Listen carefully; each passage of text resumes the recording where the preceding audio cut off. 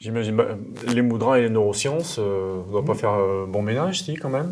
Si, au contraire. Parce que si on a autant de pouvoir dans les mains et dans les doigts, c'est parce que, confirmé, la main occupe dans le cerveau une place hyper importante. Donc cette place étant tellement importante, on peut, en positionnant ses doigts d'une certaine manière, envoyer des informations ultra précises au cerveau. Et donc les mudras n'ont rien de magique. Il se trouve qu'on envoie une information précise. Quand par exemple on a un mal de tête ou la pression est trop forte dans la tête, on envoie une information pour dire à cette pression de redescendre. Et ça, c'est sûrement parce que voilà. Connexion main-cerveau. Ah oui, complètement. Si on a le chemin de vie et si tout est écrit, si on peut lire les lignes de la main. Elles bougent les lignes de la main.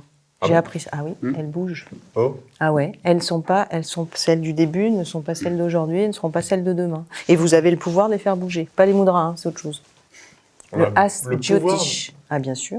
Et comment? Par exemple, qu'est-ce que je pourrais vous prendre? Je connais pas assez ce domaine, mais je m'y suis penchée. Si vous avez des comportements répétitifs qui sont toxiques, non, pas forcément des tocs, ou une espèce de pensée négative permanente par rapport à vos histoires d'amour, eh bien, si vous les regardez autrement, si vous vivez autrement, eh bien, vous pouvez, voilà, elle va être modifiée, et ce qui était prévu, sera pas forcément ce qui arrivera. Donc, a posteriori, si on est dans la physique quantique, on peut modifier notre passé, qui est écrit dans nos mains, pour... Elles sont pas figées. Elles sont pas figées. Non. Alors ça, vous voyez, ça vous avez dit qu'avec les mudras et les mains de Juliette, on apprendra des choses surprenantes. Ça s'appelle le Ast Jyotish. Alors il y a en anglais c'est le palmistry, c'est la lecture des lignes de la main. Ouais. Bon après si on caricature, il y a celle que les Madame Irma vont faire dans leur roulotte.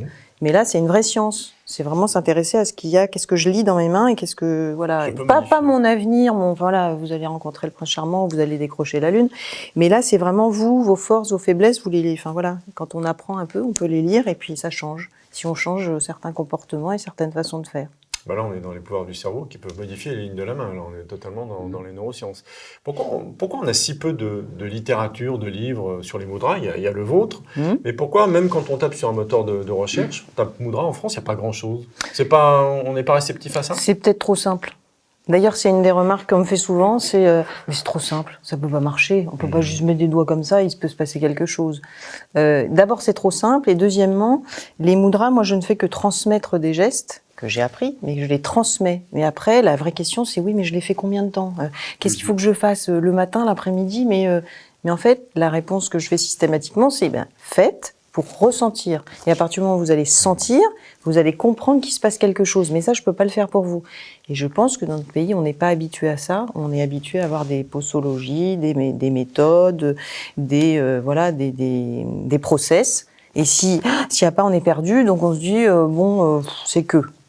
Mais ça viendra. Comme la méditation, il y a quelques années, c'était réservé à peut-être quelques personnes, et puis maintenant tout le monde en fait, ou tout le monde essaie de comprendre, en tout cas, comment ça fonctionne, en plus avec toutes les méditations qui existent. Oui, voilà, c'est ça. Oui. Donc on s'y perd, et donc là, moi, chaque fois que je parle de méditation, c'est « Ah non, mais moi j'ai pas le temps.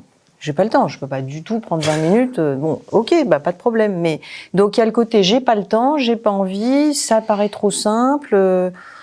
Et puis finalement, avaler un médicament pour un mal de tête, ça va beaucoup plus vite que de prendre du temps pour mettre ses doigts dans une certaine position.